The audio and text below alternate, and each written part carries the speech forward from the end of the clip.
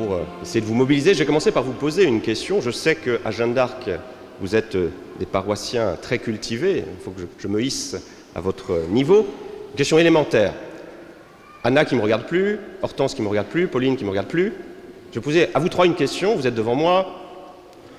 Comment dit-on temps, le temps, T-E-M-P-S, en grec ancien? En fait, vous le savez, il y a au moins une notion, un terme, que vous connaissez tous. Qu'est-ce que c'est? Camille? Il y a chronos. Vous connaissez chronos quand même. Chronomètre, on est d'accord. Et puis le dieu Chronos, qui mangeait ses enfants. Un dieu terrible. Premier mot, donc chronos, et il y a une autre notion qui permet de désigner le temps et qui se trouve précisément à l'œuvre dans nos textes. C'est le moment favorable, le temps opportun. Et en grec, ça se dit comment? Le kairos. Le kairos. Le chronos. Chronos, c'est le temps quantitatif, le temps des horloges. Ce temps qui semble soudain se figer quand je commence à prendre la parole. Le kairos, ce n'est pas le temps vu dans sa dynamique quantitative, c'est plutôt dans sa dynamique qualitative. Les temps sont accomplis, c'est maintenant, c'est le bon moment. Et c'est ce que nous dit aujourd'hui le Christ. C'est pour lui le bon moment de commencer son ministère de la parole. Mais il a été patient, Jésus. Quel âge a-t-il à peu près dans notre page d'évangile? Il a à peu près 30 ans. Donc ça veut dire que pendant 30 ans, il a attendu patiemment que le moment soit favorable. C'est la vie cachée à Nazareth, auprès de la Sainte Famille, auprès de Marie et de Joseph. Et même quand il est presque prêt, qu'est-ce qu'il attend encore dans notre page d'évangile? Il attend de prendre la suite de qui? De Jean-Baptiste. Au début de notre texte, Marc nous dit, voilà, Jean-Baptiste a été arrêté, donc Jean-Baptiste a préparé le chemin, et donc Jésus se dit, c'est bon, c'est le temps favorable pour que je commence ma mission. Et à partir de là, Jésus va aller très vite, et en particulier dans l'évangile de Marc. Quand on lit l'évangile de Marc, on a vraiment l'impression que Jésus passe son temps à courir. Ça va très vite. Ça va tellement vite qu'au mois d'août, on aura presque terminé l'évangile de Marc pour nos messes du dimanche, et la liturgie nous invitera à aller regarder du côté de Saint-Jean pour compléter. Parce qu'avec Marc, ça va très vite. Pourquoi ça va très vite? Pourquoi ça peut aller aussi très vite pour nous? C'est parce que, voilà, Jésus précisément a attendu ce kairos, ce bon moment pour annoncer la parole. Et je crois que c'est aussi une belle invitation que nous pouvons aussi faire nôtre, apprendre dans notre vie à attendre le bon moment. Ça veut dire quoi? Ça veut dire deux choses dans notre vie spirituelle, dans notre vie aussi ecclésiale. Ça nous apprend la patience. Si on veut tout de suite et maintenant, si le moment n'est pas bon, eh bien ça ne va pas marcher. Donc ça nous apprend la patience et ça nous apprend aussi l'espérance. La patience et l'espérance. Et je crois que c'est très important aussi dans la vie de l'Église. L'Église, c'est une belle institution, une institution humano-divine, donc il y a une réalité divine, mais aussi humaine, et qui avance au gré de ses fragilités. Donc parfois, dans l'Église, on peut être un peu surpris, un peu déçu. Alors on voudrait avoir raison contre elle. Mais si on veut avoir raison contre elle, et même si fondamentalement on a raison, mais si ce n'est pas le bon moment, eh bien on a tort. Et moi je pense souvent à cela, il y a quelques figures comme ça qui me traversent, de grandes figures, de belles figures dans l'histoire de l'Église, qui ont été confrontées à des moments difficiles et qui ont tenu. Je pourrais vous donner quelques exemples. Un exemple qu'on m'a rappelé hier, le Père Lagrange. Vous connaissez tous le Père Lagrange. Le Père Lagrange, c'est une belle figure qui appartient à un Saint-Ordre. On me dit toujours que je parle toujours des dominicains, je suis désolé, mais c'est la formation que j'ai reçue. Donc le Père Lagrange, un grand bibliste, qui s'est mis d'ailleurs sur le tard pour l'étude de la Bible. Son supérieur lui a dit, voilà, on a besoin que tu te lances dans l'étude de la Bible, et il explique qu'il s'est lancé avec d'autant plus de foi et de travail qu'il pensait que c'était trop tard. Apprendre les langues anciennes à un âge avancé, il pensait que ce n'était pas possible, mais voilà, c'était le bon moment pour lui, le moment favorable, il a eu confiance et il s'est mis à enseigner, à étudier les langues anciennes et à créer l'école biblique et archéologique de Jérusalem. Donc qu'est-ce qu'il a fait? Il a introduit notamment dans l'exégèse la méthode historico-critique. Et là, le problème, c'est que ce n'était pas encore le bon moment, le temps favorable.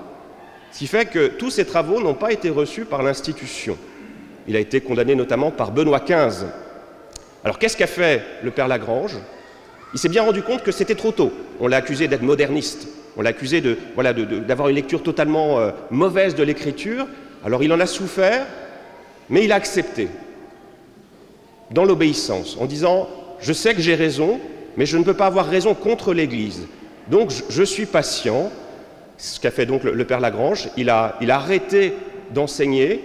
Il a eu une vie de foi, une vie quand même d'études, mais une étude personnelle. Et puis le moment favorable est advenu et ses recherches ont permis à l'exégèse de devenir ce qu'elle est aujourd'hui.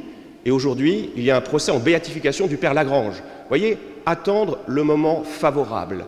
Je crois que c'est quelque chose de très important pour nous dans notre foi, dans l'éducation des enfants aussi. Si vous voulez les pousser, mais si ce n'est pas le bon moment, eh bien, ça ne va pas marcher. Donc il faut toujours avoir plein d'espérance, plein de confiance pour vos enfants, pour les jeunes, en disant, voilà, si ce n'est pas le bon moment, ça ne va pas marcher. Donc le bon moment, c'est quelque chose de fondamental. Et Jésus a bien compris cela. Et donc il se lance parce qu'il se dit, voilà, les cœurs sont prêts à entendre mon message.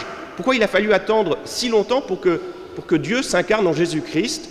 Parce que le moment n'était pas encore bon pour que son message puisse être entendu. Aimer ses ennemis, ça, c'était pas possible. En moins 2000 avant Jésus-Christ, on ne pouvait pas entendre ce message. Donc Dieu a attendu que les cœurs soient préparés pour que sa parole puisse être entendue. Vous voyez cette patience de Dieu qui accepte même d'être mal compris, d'être déformé, mais qui nous fait fondamentalement confiance, qui rentre dans l'histoire progressivement et qui se révèle au bon moment. Et le bon moment pour nous, c'est maintenant. Alors regardons rapidement du côté du livre de Jonas, on retrouve finalement une idée assez proche. Quel est le bon moment pour la ville de Ninive? Quel est le bon moment pour la ville de Ninive? C'est le moment de la conversion. Pourquoi? Parce que Dieu annonçait quoi? Dieu annonçait que si Ninive ne se convertit pas, Ninive sera détruit. Dans combien de jours? Anna, Hortense, Pauline, dans combien de jours Ninive va être détruit? 40. Bravo. 40 jours. Donc on se rend bien compte que c'est le moment ou jamais de la conversion, parce qu'après... Et là, il y a Jonas. Jonas, il nous ressemble un peu. Jonas, il regarde Ninive et il se dit, Ninive, c'est vraiment une ville de vauriens. Et donc moi, je ne suis pas du tout d'accord. Je veux que Ninive soit détruit, parce que Ninive est un ramassis de crapules qui ont complètement tourné le dos à Dieu. Alors, cette miséricorde de Dieu, cette annonce de l'amour infini de Dieu pour ses habitants de Ninive, il n'en veut pas. Donc il résiste. Il dit, moi, je ne veux pas aller à Ninive. La miséricorde du Seigneur, c'est bien, mais moi, je ne veux pas la miséricorde, je veux la justice. Je veux que Ninive soit complètement détruit. Et vous savez comment va faire Dieu pour envoyer Ninive, pour envoyer Jonas prêcher à Ninive? Le moment favorable de la conversion, le kairos de la conversion, qu'est-ce qu'il va faire? Il va utiliser qui? Quoi?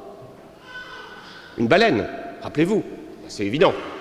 Et même, on l'a dans notre texte, est-ce que ça marche? Ça marche? Oui, ça va marcher parce que Ninive va se convertir, parce que c'est le moment favorable de la conversion, mais Jonas ne va pas le faire très bien. Il faut combien de jours pour traverser Ninive? Oui, 3 jours. Et Jonas l'a fait en combien de temps? Oui, à peine une journée. Vous voyez, les jeunes suivent. Moi, ils m'impressionnent toujours. On a l'impression qu'ils n'écoutent pas, mais en fait, ils écoutent tout. En une journée, il a prêché. Ça veut dire, est-ce qu'il a bien fait? Je ne suis pas certain. Moi, je pense qu'il a un peu bâclé la tâche. Il a un peu bâclé la tâche, mais parce que c'était le moment favorable. C'était le kairos de la conversion. Ça a marché et Ninive a été sauvée. Je crois qu'aujourd'hui, nous vivons dans une époque qui ressemble par certains côtés à celle qu'a connue Ninive. Donc Ninive, c'était la ville qui tournait le dos au Seigneur, qui tournait le dos à Dieu. D'une manière générale, dans l'Ancien Testament, les villes ont toujours une très mauvaise cote.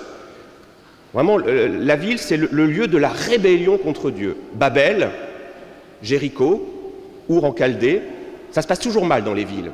Et bien sûr, Ninive. Donc voilà, la ville, c'est le lieu de la rébellion contre Dieu. Eh bien, je pense que nous aussi, aujourd'hui, dans notre époque, il y a ce temps de rébellion contre Dieu. Non seulement, on a fait même un pas peut-être de plus, on ne tourne pas le dos au Seigneur, à Dieu, on veut prendre sa place. C'est le début des réflexions sur le thème de la bioéthique. Le transhumanisme, qu'est-ce que c'est? C'est vraiment prendre la place de Dieu, être créateur à la place de Dieu. On pense que Dieu n'a pas fait très bien son travail et on va essayer de transformer, d'améliorer. Autrefois, la médecine guérissait, Aujourd'hui, elle transforme, elle améliore, elle change l'homme dans ce qu'est l'homme. Vous voyez? Donc c'est un pas de plus dans cette rébellion par rapport à Dieu. Donc les temps sont des temps difficiles. Et je crois qu'encore aujourd'hui, Dieu envoie des hommes, des femmes, des baptisés, des religieux, des religieuses, des prêtres, pour annoncer le temps favorable de la conversion. Le moment est venu, le moment de la conversion. Et plus que jamais, dans cette époque que nous traversons, une époque difficile, une époque de rébellion, de révolte contre Dieu, alors à qui allons-nous ressembler? Moi, je pense que parfois, dans nos communautés chrétiennes, on ressemble un peu à Jonas. On n'a pas envie d'y aller. On pense que ce monde, c'est un monde mauvais, il n'a que ce qu'il mérite. Et puis, la miséricorde, on en a un peu ras-le-bol. Enfin, à la rigueur, pour soi, on est très content de la recevoir, mais pour les autres, on pense qu'il ne la mérite pas forcément. Alors parfois, on a quelques récriminations contre le pape François. On nous dit c'est bien la miséricorde pour les autres, mais ouais. Après l'année de la miséricorde, un frère au couvent disait en plaisantant, il serait bien qu'on ait l'année de la justice. Voilà, mais une justice un peu sévère. Eh bien, aujourd'hui, le Christ vient nous rappeler, en nous faisant méditer l'exemple de Jonas, qu'il y a un kairos, c'est le moment de la miséricorde.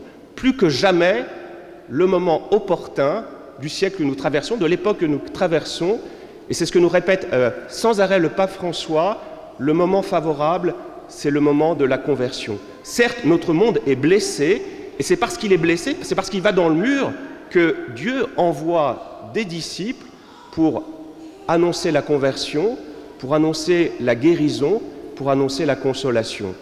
Généralement, on va chez le malade quand on est malade, on va chez le médecin quand on est malade. Eh bien, plus que jamais, l'Église a son rôle à jouer dans notre société, et donc plus que jamais, Dieu appelle des disciples, des prêtres, des religieuses, des religieux, pour annoncer, pour être des missionnaires de cette miséricorde. Alors, est-ce que vous voulez ressembler à Jonas en disant non, ça vaut pas le coup, ça vaut pas le coup d'y aller? Ben, je trouve que ça serait dommage. Quand on regarde dans l'histoire de l'Église, et je conclurai là-dessus, il y a eu plein de périodes de crise terribles. Et à chaque fois qu'il y a eu des périodes de crise épouvantables, encore plus difficiles que celles que nous traversons aujourd'hui, l'Esprit de Dieu a soufflé et des hommes et des femmes se sont levés. C'est l'exemple que je donne toujours. Au XIIIe siècle, qui s'est levé?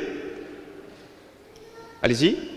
Au XIIIe siècle, situation de l'Église épouvantable, situation aussi du monde épouvantable, le souffle de l'Esprit est intervenu, et deux hommes au moins, enfin, beaucoup d'hommes se sont levés, mais au moins deux.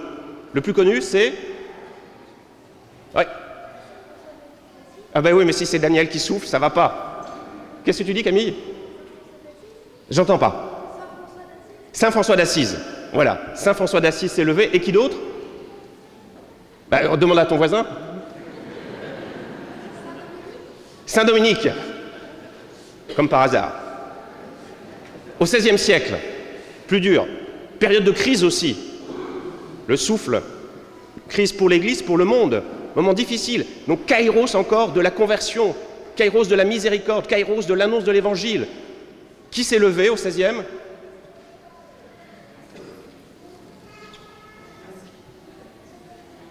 Thibaut? Bon. Ben, c'est pas dur quand même au XVIe siècle. Saint Ignace de Loyola. Vous le saviez tous. Mais il y a toute la tradition carmélitaine aussi. Hein. Saint Jean de la Croix. Sainte Thérèse d'Avila. De nouveau aujourd'hui, au XXIe siècle, il y a une crise. Donc là, actuellement, le Seigneur a besoin de missionnaires de la miséricorde, des missionnaires de la charité du Christ. Il appelle. Qui appelle-t-il? Anna, Hortense, Pauline, Camille, et tous les jeunes. Non pas pour être prêtre, c'est bien, hein, ou religieuse, c'est pas mal d'être prêtre ou religieuse, mais aussi pour être, et vous tous, nous tous, pour ouvrir, pour montrer, pour témoigner de ce Dieu qui est plein de charité, plein d'amour, qui ne veut pas que le pécheur meure, mais qui veut que le pécheur se convertisse. Ça veut dire descendre dans la fosse, parfois un peu se salir les mains, parce que le monde est blessé. Donc c'est être déjà apprendre à connaître ce monde, à le découvrir, à dialoguer, à rentrer en dialogue, et lui montrer, lui témoigner le visage de ce Dieu plein d'amour et plein de charité. Alors c'est une belle mission. On va prendre quelques instants de silence dans notre cœur pour entendre le Seigneur qui nous appelle « Je fais de toi un missionnaire de ma miséricorde et de ma charité ».